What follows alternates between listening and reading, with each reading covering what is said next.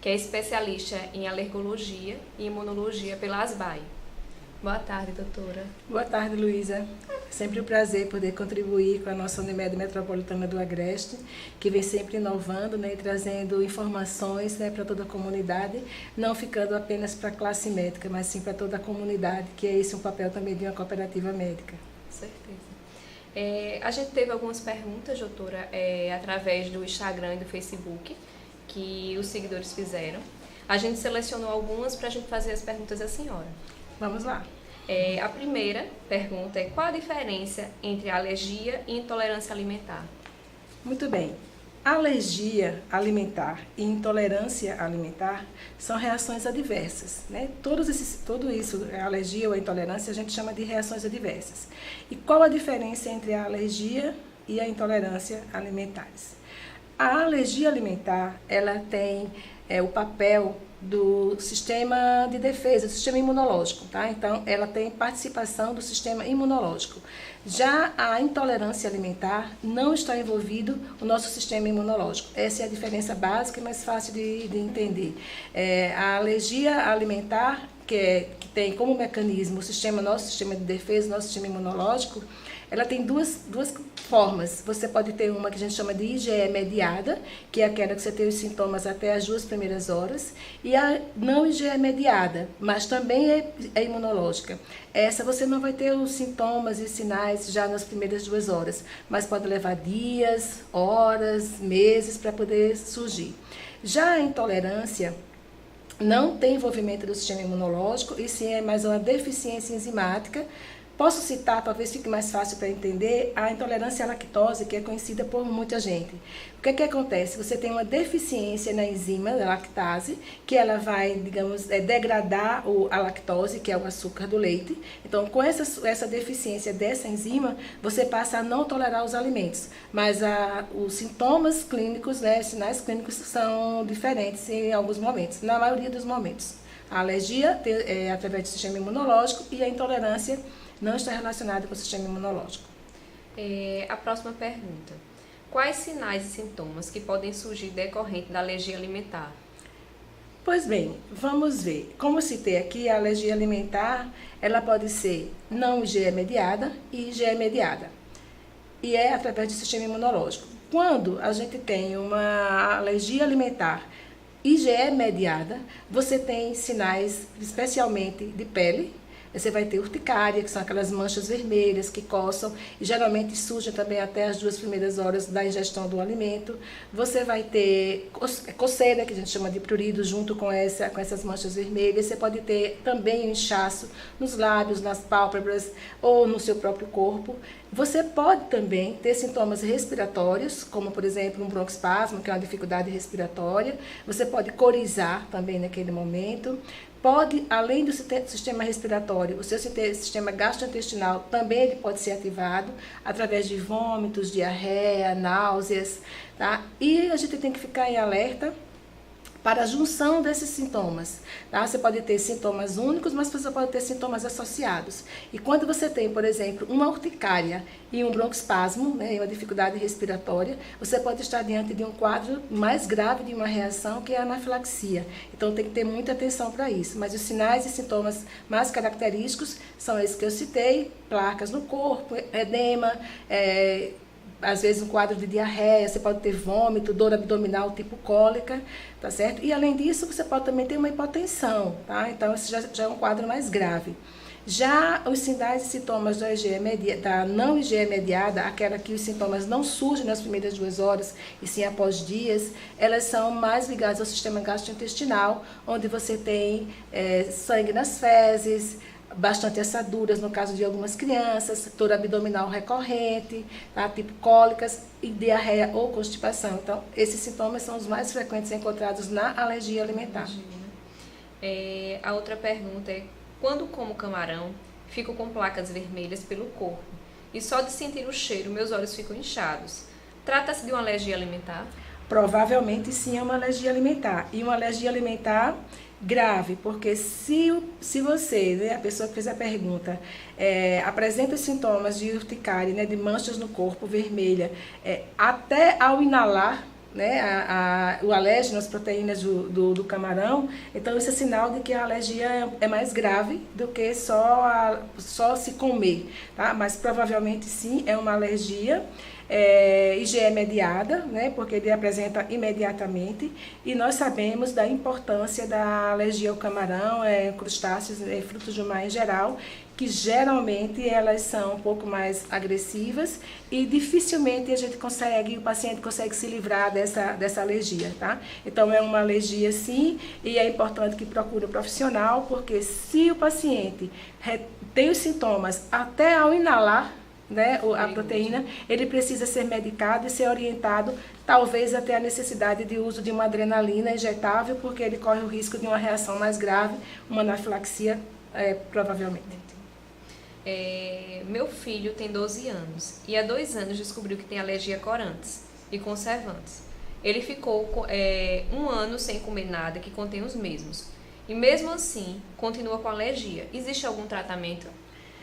Vamos lá. Em relação à alergia, à reação adversa aos corantes e aos conservantes, existe muito diagnóstico, né, que as mães chegam falando para nós no nosso consultório que é alergia a corantes, a conservantes, e quando a gente vai fazer a investigação, porque na alergia alimentar, o que é de muita importância é a história clínica. A história clínica ela tem um valor imensurável. Tá? Nenhum exame de laboratório ou nenhum teste ele vai ser de maior importância do que a história clínica. Então, vejamos lá. O paciente tem 12 anos. Há 2 anos foi descoberto que tem alergia a corante e a conservante. É verdade, pode existir, tá certo? A alergia a corante e a conservante pode existir, mas esses produtos eles podem também são também liberadores de algumas ações farmacológicas, de algumas ações que não são realmente uma alergia, mas se após a investigação, algum teste de provocação que seja necessário fazer, chegou-se à conclusão de que realmente é alergia, o tratamento é retirar. Tá? Mas eu quero deixar aqui bem claro de que isso tem que ser muito bem investigado.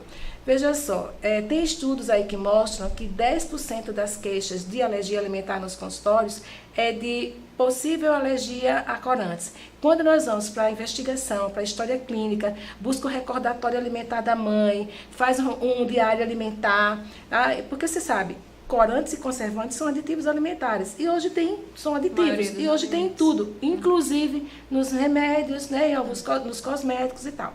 Então, quando a gente percebe, quando a gente vai fazer essa avaliação, esses 10% que chegou no consultório falando que tinha alergia a corante e a conservante, isso cai para menos de 0,03%. Então, é melhor uma investigação mais clara, até porque, vamos raciocinar nesse caso que você me falou, ele retirou, né? Se conseguiu retirar os conservantes e os corantes. E por que ele continua com os sintomas? Então, provavelmente, os corantes e os conservantes podem até contribuir, mas não são os únicos implicados nessa história. Não são os únicos vilões, né? Uhum. Tenho 60 anos e adquiri alergia a camarão. Aos 30 anos eu não tinha. Toda vez que como o fruto do mar, tenho coceira pelo corpo inteiro, principalmente na região dos olhos. Por que isso acontece? Tem cura esse tipo de alergia? A alergia, ela pode surgir em qualquer alergia alimentar ou outra alergia, mas estamos falando hoje de alimentar, ela pode surgir em qualquer idade, tá? É mais frequente as alergias alimentares acontecerem mais nas crianças, né? Principalmente leite, ovo, soja, trigo, tá? Mas ela pode sim surgir em qualquer idade, tá? A alergia é uma predisposição genética, então na hora que você vê algum fator de risco que lhe ajudou a fazer com que essa alergia aparecesse, ela vai surgir. Então, dificilmente vai desaparecer, como eu já falei, a alergia a camarão é uma das que está dentro do quadro de persistência. E a cura, nesse momento, ainda não tem, né? Porque medicina, ciência, biologia molecular está aí estudando intensivamente, mas ainda não tem. Então, no momento, é realmente afastar o alérgeno, afastar o camarão. E lembrar que nós estamos numa região de praias, né, clima tropical, onde a gente come muito esses alimentos e precisa ter muita atenção quando vai a algumas festas, quando vai a restaurantes que servem frutos do mar, camarão, crustáceos em geral, ter esse cuidado em informar para quem for lhe atender que você tem reação alérgica, né, ao camarão, porque às vezes um prato pode ser contaminado pelo talher que mexeu lá o camarão, tá? Sem a gente falar também, né, adicionando a isso aí, as reatividades cruzadas, as reações cruzadas que você pode ter com camarão, e pode ter com siri, com caranguejo, tá? Então, isso é bem importante e, infelizmente, é verdade, você adquiriu uma alergia a camarão depois dos 30 anos? Depois de 30 depois anos. dos 30 anos. Foi feliz E é importante ser orientado, porque se inadvertidamente fizer uso dessa medicação, você já sabe, já deve ter sido orientado pelo seu médico qual a medicação que você deve usar até você chegar no serviço de pronto-socorro, se assim necessitar. Meu filho tem alergia a leite de vaca. Posso substituir pelo leite de cabra? Bom, de uma forma sucinta, eu diria não. Não deve substituir pelo leite de cabra. Por quê? Porque os leites dos mamíferos, né, ovelha, cabra, alguém fala em búfala também, tá? Eles têm proteínas similares. Então, você trocar o leite de vaca pelo leite de cabra não deve ser feito. Isso não deve ser feito. Agora, não foi perguntado aí, mas aí eu vou fazer alguns esclarecimentos. A gente tem que ver a idade dessa criança, tá? Se é uma criança acima de 6 meses de idade, né, você pode substituir por um leite de soja, tá? Mas se é uma criança abaixo de 6 meses de idade, você não pode substituir pelo leite de soja. O ideal é que você esteja em aleitamento materno exclusivo, mas se isso não for possível, você deve usar fórmulas ou extensamente hidrolisada ou fórmulas de aminoácidos, vai depender de cada caso. Mas o ideal é que até o 6º mês seja aleitamento materno exclusivo e que, se a mamãe faz uso de alimentos com proteínas do leite de vaca e a criança não tem nenhum sintomas, ela deve continuar, tá? Ela está até trabalhando aí a tolerância lá para o futuro da criança. Mas se a mamãe faz uso da proteína do leite e a criança apresenta sintomas, então ela tem que fazer uma dieta isenta da proteína do leite, tá certo? Então, mas substituir o leite de vaca pelo leite de cabra, não. As opções são essas que eu falei. Soja, extensamente hidrolisado, ou aminoácido, quando é um quadro mais grave, ou até os 6 meses, leite materno exclusivo, ou se quiser amamentar por mais tempo, com a complementação ideal, com a orientação nutricional perfeita para a idade da criança. Mas substituir leite de vaca por leite de cabra, não. Sinto dor no estômago toda vez que tomo refrigerante ou como massas no período da noite. Isso pode ser uma alergia alimentar?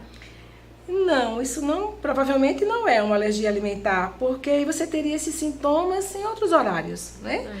Não necessariamente só à noite, né? Acredito que isso é mais uma questão de uma má digestão, né? Se tiver algum nível de intolerância aí aos carboidratos, como no caso da frutose ou da lactose, se comeu a massa, né? Se comeu em grande quantidade, você pode ter uma intolerância, mas aí não seria uma alergia, porque você não teria esse quadro só à noite. Alergia alimentar pode surgir em qualquer idade?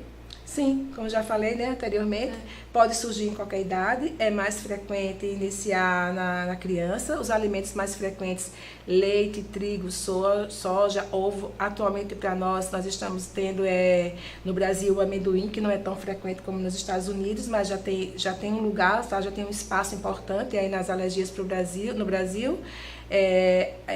O kiwi, que foi uma fruta, né, que foi introduzida e foi muito bem aceita, né, por nós brasileiros. A gente até que o Nordeste também tem muito, né?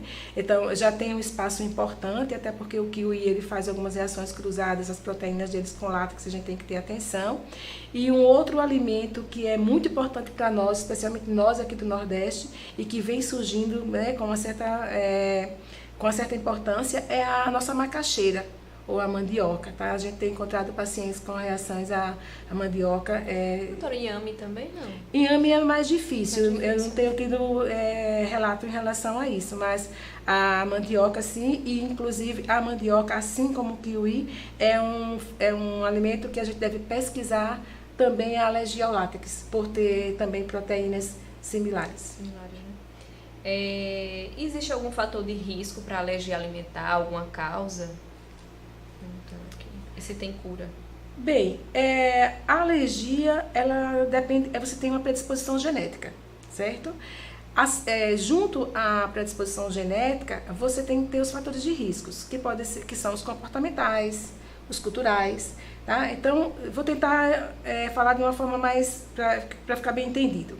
Se uma criança, né, vem de um casal onde o pai ou a mãe tem alergia, qualquer que seja a alergia, dermatológica, respiratória, alimentar, tá?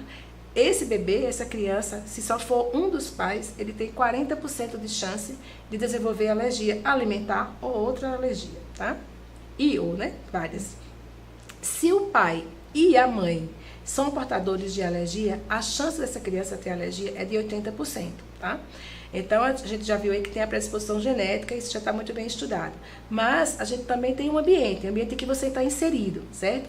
Se você, por exemplo, eu posso falar nos comportamentais. Se o bebê é filho de uma mãe que durante a gestação ela fumou, então a sua chance de ter alergia, ela aumenta, tá? E se a mãe já tem um histórico de alergia, então você tem mais, além da predisposição genética, você tem um fator de risco. Um outro exemplo, se a mãe, durante a gestação, ingeriu bebida alcoólica, então essa criança ela tem mais chance também de desenvolver alergia alimentar. Então eu tenho aí a predisposição genética e eu tenho os fatores de risco, certo? Em relação à cura à alergia alimentar, hoje em dia existe já algumas imunoterapias para alguns alimentos. Por exemplo, quem tem alergia ao leite de vaca e alergia ao ovo, né? Por exemplo, é o que tem sido mais praticado. A gente chama de imunoterapia oral, que você vai dar microdoses, né, daquele alimento para o paciente, até que ele adquira uma tolerância. E como é que você vai fazer isso? Além dessa, também tem sublingual. Você pode dar oral e pode dar sublingual. E você pode sim chegar à cura. Vou citar um exemplo com o leite. Se você tem uma criança de, digamos, 4 ou 5 anos, antes disso, para alergia ao leite, não tem sustentabilidade científica de você já fazer que a gente chama de dessensibilização, que é buscar a tolerância. Não tem sustentabilidade científica porque, na maioria das vezes, as crianças que apresentam alergia à proteína do leite, antes de 1 ano, depois com 1 aninho de idade e tal, isso já vai desaparecer, na maioria das vezes, entre 4 e 5 anos de idade. Mas se isso não desaparece, esse dilema, esse sofrimento da família, né, o medo da criança se expor, ele já pode ser diminuído, né, ou retirado com a imunoterapia. É complexo, existem protocolos, nem todo mundo faz, nem todo local faz, mas já é possível esse tratamento. Você inicia microdoses e você vai até chegar a um ponto em que aquela criança, ou aquele paciente, aquela criança, né, ele vai tolerar, tá? Você pode ter 4 respostas com esse seu tratamento para levar à cura. Não tem resposta nenhuma, tá? Você não conseguir dar nenhuma gotinha do leite, no caso do leite, o paciente vai ter sintomas. A segunda opção, você vai conseguir tomar entre 5 até 150 ml. Se você der 151 ml, o paciente vai ter sintomatologia, tá? Então, você tem aquele paciente que tolera mais do que 5, porém menos de 150 ml.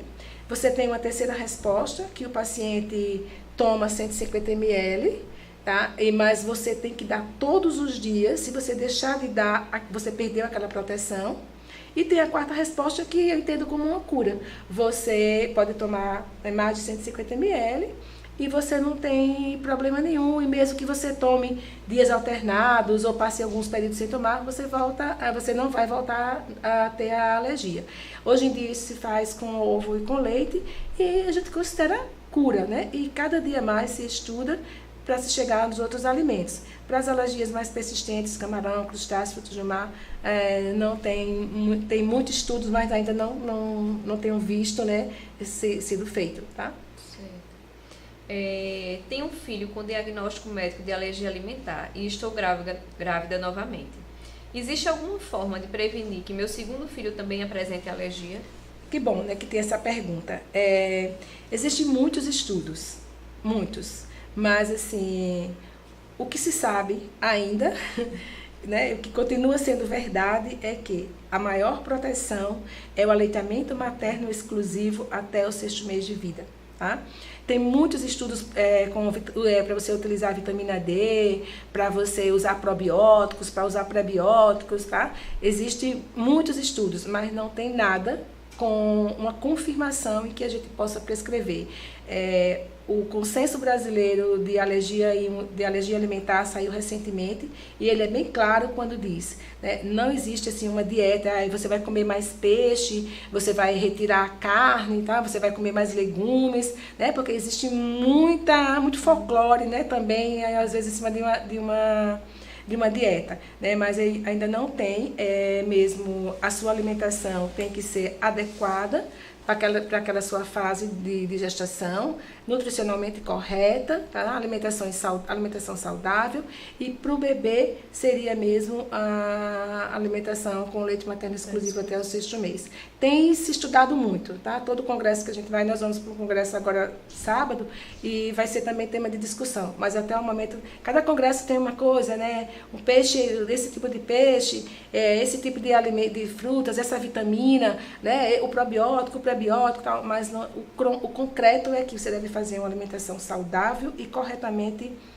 orientada, né, com todos os valores nutricionais para essa fase de vida da mulher, que é a gestação.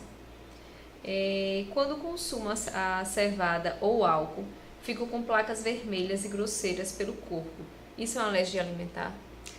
Bem, pode ser uma alergia alimentar. Se você fala a cevada independente, você pode ter, porque a cevada ela tem o glúten e o glúten tem a gliadina, tá? Que é a gliadina, que é a proteína, né, que vai causar, não pelo glúten, mas pela gliadina, mas assim, não é tão frequente a alergia à cevada. E se essa cevada que você está falando aí, que tem o álcool, ela por exemplo, uma cerveja que é feita de cevada, você tem as atividades farmacológicas do álcool, tá? Que não é uma alergia, em algum momento que você toma o álcool, você pode ter a liberação de substâncias que levam você a ficar vermelho, né? Às vezes só na face, aquilo que a gente chama de rosácea, que ela aparece, né, como se ela explodisse mesmo naquela hora que você faz uso do álcool, porque ele vai ter ações farmacológicas que levam a isso, mas não necessariamente uma alergia. Agora, tem que esclarecer um pouco mais. Se é quando toma o álcool que a pessoa se referiu aí, é a cerveja feita com a cevada, porque tem malte de cerveja, né? E outras pessoas também fazem uso de cevada no lugar do café. E se isso for com a cevada substituindo o café ou comendo a cevada, é importante que seja visto pelo seu médico para poder chegar a um diagnóstico concreto e explicar um pouco mais. Se é só quando come cevada junto com álcool, porque a gente sabe que o álcool ele pode ser um fator potencializador para as alergias alimentares. É comum você encontrar pacientes que falam assim, olha, eu como camarão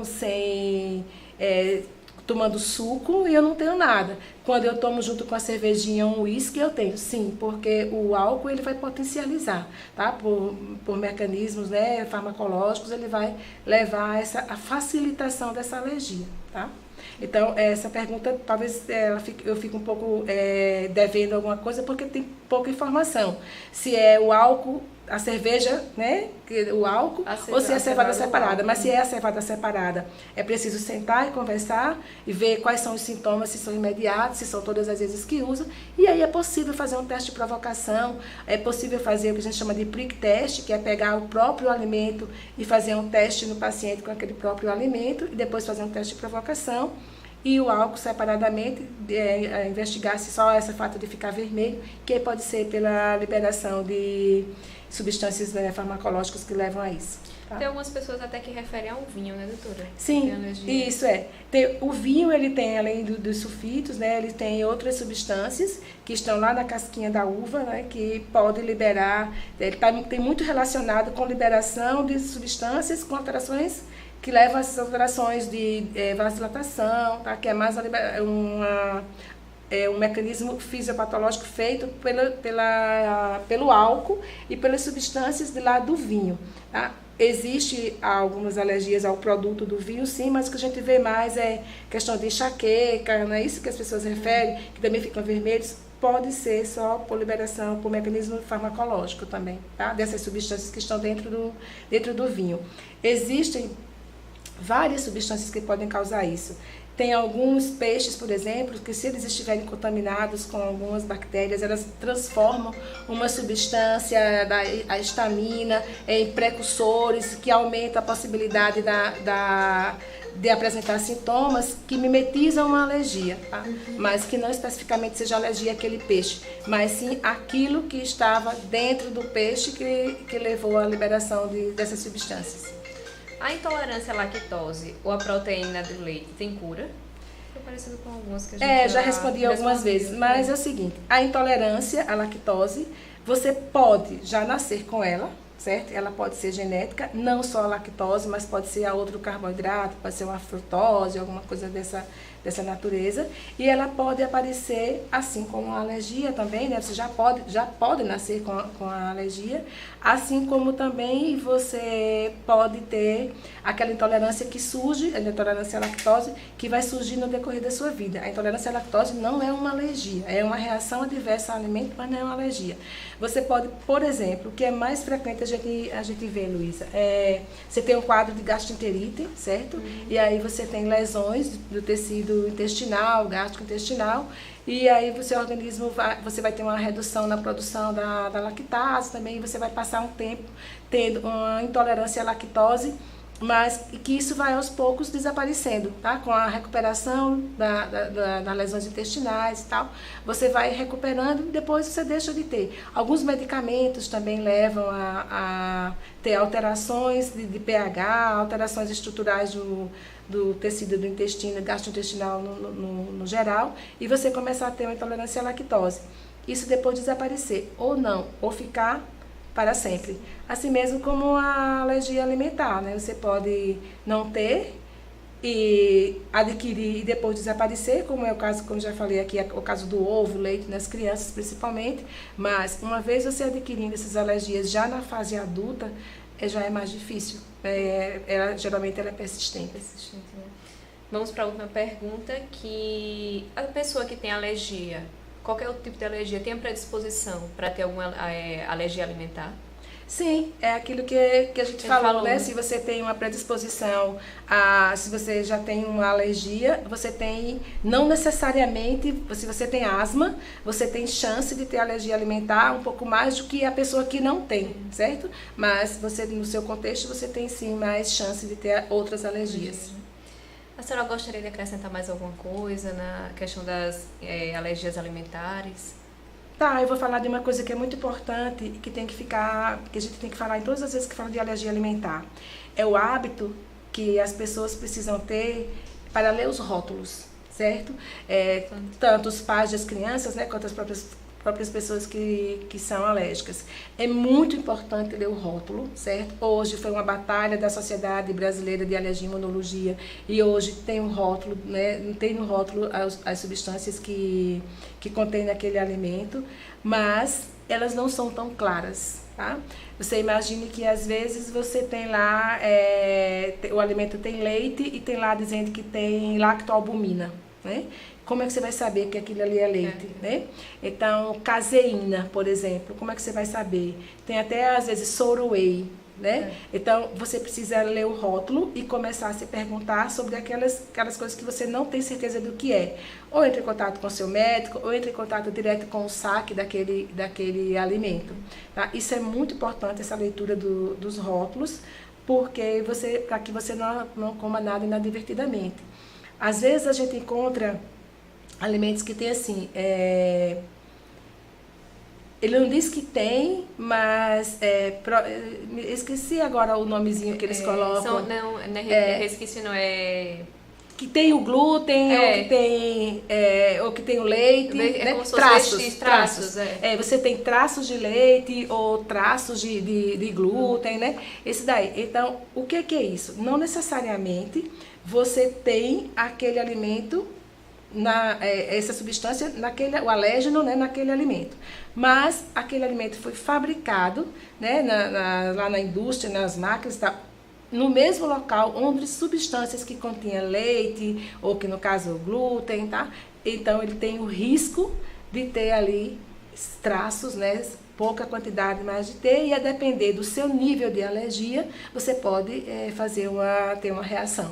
Ok? Então, é bem importante que leiam os rótulos. E se tem dúvida, pergunte ao seu pediatra. Tá? Às vezes você imagina que vai... ghee, né? Recentemente eu peguei acho que era um biscoito, uma coisa assim, que tinha lá ghee. Ghee é um tipo de manteiga. Manteiga ghee. G-H-E-E, né? Não é nem um nome nosso português. Aí, se o paciente não conhece isso daí, você não vai saber que é uma manteiga, que é a manteiga ghee, que a manteiga tem leite, tá? Então, muita atenção no rótulo para que não seja pego inadvertidamente e tenha uma reação, né, pela falta da leitura do rótulo. A gente vem trabalhando isso com as crianças aqui do Crescendo, né, a leitura do rótulo. Muito porque bem. realmente é muito complicado. A gente finaliza mais uma live, né? A gente queria dar parabéns à doutora Lúcia, que hoje é dia do médico, né? Como todos os médicos também da cooperativa. A senhora gostaria de deixar mais alguma mensagem para as pessoas que estão assistindo a live da senhora? Eu queria agradecer, né, a todos vocês e dizer da importância de reconhecer as alergias alimentares, de ter cuidado com os escapes, tá certo? Se você ou seu filho tem realmente uma alergia alimentar, é importante que toda a família seja conhecedora, que a escola seja conhecedora, tá? E que mostre para as pessoas que isso realmente existe, porque às vezes as pessoas não valorizam, né? Já atendi várias vezes no meu consultório crianças que fazem escapes de determinados alimentos, especialmente leite e ovo, pela família não acreditar. Uma outra coisa que a gente não falou aqui, Luísa, que também ninguém perguntou, que eu posso acrescentar antes de me despedir, é em relação às vacinas, tá? Então, a única vacina que realmente não se faz para quem tem alergia a ovo é a vacina da febre amarela. As outras vacinas, a do sarampo, a tríplice viral, que ela tem a proteína do ovo, a quantidade é mínima para causar uma alergia. Vai depender muito do sintoma. Se for um sintoma importante, essa vacina não pode deixar de ser feita, mas ela tem que ser feita em ambiente específico. Tá? Não pode ser no posto, não pode ser na farmácia, tá? Ela tem que ser feita em um ambiente onde você possa prestar socorro para aquele paciente se tiver alguma necessidade. Mas na maioria absoluta das vezes, essas vacinas, com exceção da febre amarela, ela não vai estar contraindicada no paciente que tem alergia a ovo. A gente começou a ter problemas com algumas vacinas que agora tem lactose, né?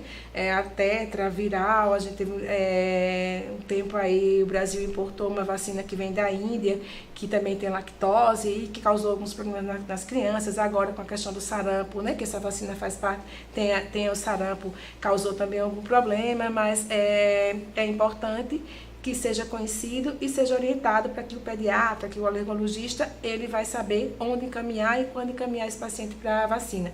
Mas estamos num país doente, né? Cada momento adoecendo mais, com novas doenças, né? Com a necessidade enorme de uma melhoria na nossa saúde, na saúde pública, em todos os fatos, e que a gente não pode deixar de fazer a vacinação para evitar determinadas doenças. Tá? Então, era bem isso que eu queria, que não foi perguntado aí e que me veio aqui à cabeça, é falar do rótulo e falar da vacina. Veja bem, se realmente tem necessidade de deixar seu filho sem a vacina por conta de uma alergia alimentar, vai lá, converse com o médico, converse com o pediatra, converse com o alergologista, mas existe sim formas. A única que a gente diz que não aplique na alergia do ovo é a febre amarela, mas as outras, sendo em locais, em ambientes adequados, a vacina deve ser feita sim. Tá? E no demais, agradecer e dizer da minha felicidade em ser médica. Sou médica de coração e de alma, gosto muito do que faço, não me vejo fazendo outra coisa, então eu quero agradecer aquelas pessoas que confiam em mim, né, e que eu vejo que é uma responsabilidade enorme, vou confessar aqui, várias vezes, quando eu chego em casa assim do consultório, né, ou do ambulatório, de onde eu estiver, eu chego em casa e, meu Deus, alguém pergunta para outra pessoa, quem é o seu médico? Quem é o médico do seu filho? É a doutora Lúcia França. Meu Deus, que responsabilidade que eu tenho, né? Mas eu peço a ele diuturnamente, todos os momentos que acordo, que levanto, peço a nosso maior médico, Jesus Cristo, que me abençoe, me dê proteção, assim como a todos os médicos, em especial aos meus filhos e ao meu marido, que também são médicos. Obrigada pela oportunidade. Uma boa tarde. Nos encontramos próxima semana em outra live. Obrigada.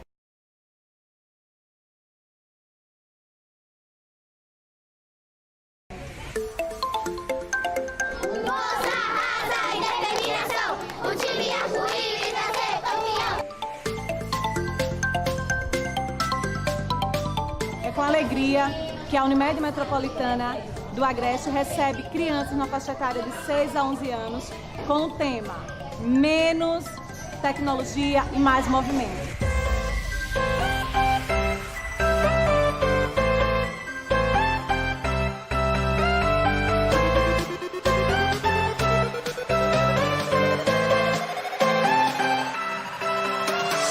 Criança de 0 a 2 anos não deve usar nenhum celular. A mamãe não deve colocar nenhum bebê na frente do celular para utilizar. Por quê? Porque pode prejudicar o olhinho e ter que fazer cirurgia, alguma coisa desse tipo. É um evento oferecido pelo setor de medicina preventiva, mais um ano de muito sucesso com esse evento lindo que é promover hábitos saudáveis na infância. Então, brincar com coleguinha, brincar com o irmãozinho em casa, quem tiver, ir para o jardim, jogar bola, tudo isso, tá certo?